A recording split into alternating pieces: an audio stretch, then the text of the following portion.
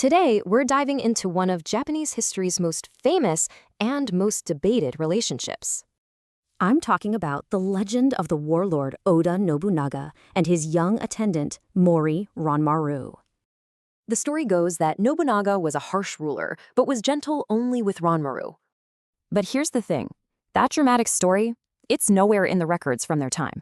So let's unpack that gap. The compelling story versus the actual documented history. Okay, so to really get it, we have to understand the world they actually lived in. It was a culture called shudo, which is, well, pretty different from how we see things today. It wasn't just one thing. It was a complex mix of mentorship, service, and spiritual bonds.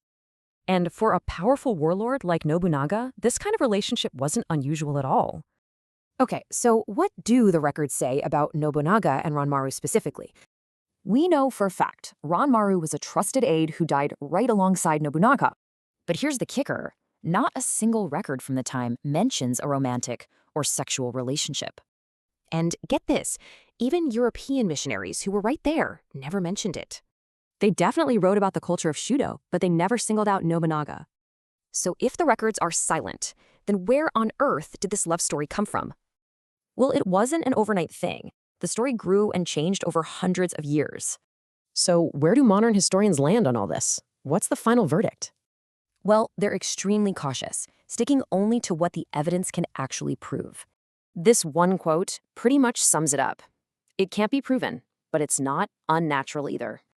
And this is a perfect example of why we can't just slap modern labels onto historical figures. So you see the difference, right? History sticks to the documents. Stories fill in the gaps. That silence in the records creates a vacuum. And you know what? Stories love a vacuum.